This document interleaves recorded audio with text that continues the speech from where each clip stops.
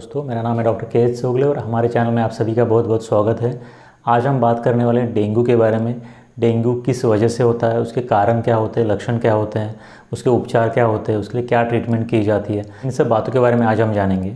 Dengue के 4 तरह के वायरसेस होते हैं, तो उनमें से कोई भी एक वायरस मस्कीटो के थ्रू एक व्यक्ति से दूसरे व्यक्ति तक पहुंचकर उसको इन्फेक्ट कर सकता है। जिस मस्कीटो के थ्रू ये वायरस एक व्यक्ति से दूसरे व्यक्ति को इन्फेक्ट करता है उस मस्कीटो को एडिस इजिप्टी से कहा जाता है। तो इन शॉर्ट डेंगू एक मस्कीटो बॉर्न डिसीज़ है जो कि ट्रॉपिकल और सब ट्रॉपिकल एरियाज़ में पाया जाता है। तो अब बात करेंगे डेंगू के लक्षणों के बारे में।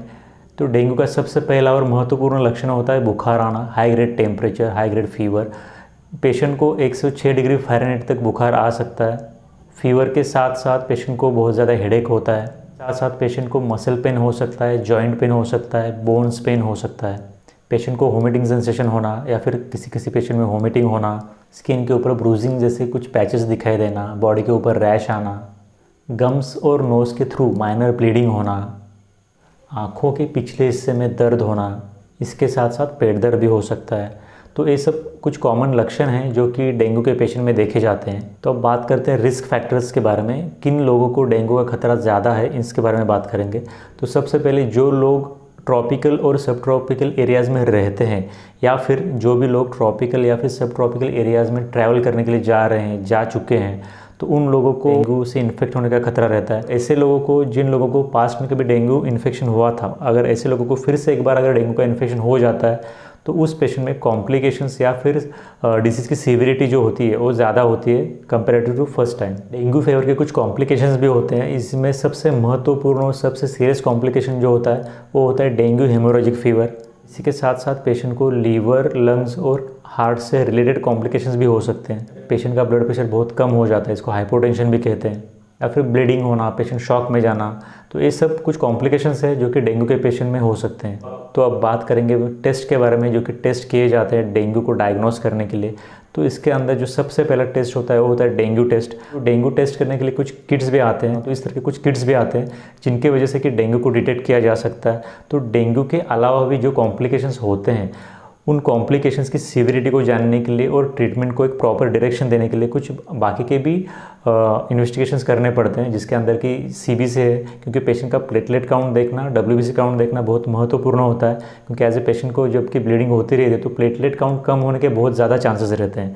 तो इसलिए सीबीसी करना, अगर कोई ऑर्गन इन्वॉल्व है तो उससे रिलेटेड टेस्ट करना, जैसे कि लीवर फंक्शन टेस्ट या फिर किडनी फंक्शन टेस्ट, इस तरह के टेस्ट भी कर सकते हैं। इसी के साथ साथ एज ए रिक्वायरमेंट किसी पेशेंट में अगर किसी पर्टिकुलर टेस्ट का इंडिकेशन हो, इससे अगर कोई अलग सिम्टम्स साइंस दिखाई दे रहे हैं तो उसमें उस तरह के पेशेंट में कुछ अलग टेस्ट भी इसमें ऐड किए जा सकते हैं। तो अब बात करते हैं डेंगू के ट्रीटमेंट के बारे में। डेंगू के पेशेंट के लिए कोई भी स्पेसिफिक वैक्सीन या फिर कोई भी स्पेसिफिक मेडिसिन अवेलेबल नहीं है।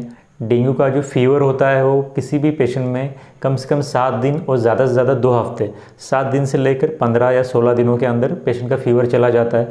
फीवर जाने के बाद कुछ पेशेंट्स में इसके कॉम्प्लिकेशंस भी सामने आ सकते हैं, जैसे कि डेंगू हेमोरेजिक फीवर। किसी पेशेंट में जब फीवर चल रहा है पेशेंट को, उसी के दौरान कॉम्प्लिकेशन भी दिखाई दे सकते हैं। लेकिन मैक्सिमम टाइम से देखा जाता है कि पेशेंट का जो फीवर है वो 1 से 2 हफ्ते में कम आ जाता है। डेंगू को कोई स्पेसिफिक ट्रीटमेंट नहीं है, तो इसलिए पेशेंट को फ्लूइड इंटेक बढ़ाना है, मतलब ज़्यादा से ज़्यादा लिक्विड लेने हैं। इसी के साथ पेशेंट को प्रॉपर रेस्ट लेना है, बैलेंस डाइट लेना है। अगर किसी पेशेंट में 2nd, 3rd या 4th टाइम डेंगू का इन्फेक्शन हुआ है तो उस पेशेंट में डेंगू के जो साइंस एंड सिम्टम्स होते हैं उनकी सीवियरिटी बहुत ज़्यादा रहती है compare to the first time. ऐसे पेशेंट में फीवर कम करने के लिए पैरासीटामोल यूज़ किया जा सकता है, लेकिन जो अदर NSAIDs होते हैं या फिर जो पेन किलर्स होते हैं उनको यूज़ नहीं कर सकते। जैसे कि अगर एस्पिरिन या फिर आइबुप्रोफेन जैसे ड्रग्स अगर फीवर के लिए इस्तेमाल किए जाएँ डेंगू में, तो उस पेशेंट के अंदर ब्लीडिंग होने के चांसेस बहुत ज़्यादा बढ़ जाते हैं। तो जो पेशेंट घर में ही क्योर हो जाते हैं उनके बारे में अभी हमने बात की। अब कुछ ऐसे पेशेंट्स होते हैं जिनको हॉस्पिटलाइजेशन की ज़रूरत पड़ती है, तो अब उन पेशेंट के बारे में बात करेंगे। जिन पेशेंट्स में डेंगू की वजह से कुछ कॉम्प्लिकेशंस पैदा हो चुके हैं, जिन पेशेंट्स की तबीयत बहुत ख़राब हो चुकी है, तो ऐसे पेशेंट्स को डेंगू के ट्रीटमेंट के लिए हॉस्पिटलाइज किया जाता है। हॉस्पिटल में उन सभी पेशेंट्स को सपोर्टिव केयर दिया जाता है। उस पेशेंट को हॉस्पिटल में IV फ्लूइड्स भी दिए जाते हैं। इसी के साथ इलेक्ट्रोलाइट रिप्लेसमेंट भी किया जाता है, क्योंकि पेशेंट को वोमिटिंग हो सकता है या फिर इसी के साथ ब्लीडिंग भी हो सकता है, तो पेशेंट के अंदर फ्लूइड लॉस होने के चांसेस मैक्सिमम रहते हैं।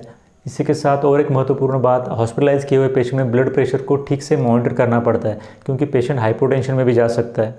अगर किसी पेशेंट में ब्लड लॉस की वजह से एनीमिक कंडीशन हो चुकी है, पेशेंट का हीमोग्लोबिन कम हो चुका है, तो उस पेशेंट में ब्लड ट्रांसफ्यूजन भी करना पड़ सकता है। किसी भी पेशेंट को डेंगू ना हो या फिर जिसको डेंगू हो चुका है उसकी वजह से डेंगू बाकी लोगों को ना फैले, इसके लिए कुछ प्रिकॉशंस भी लेने हैं। जैसे वो पेशेंट मस्किटो रिपेलेंट क्रीम्स का यूज़ कर सकता है या फिर सोने की जगह पे नेट्स लगा सकते हैं।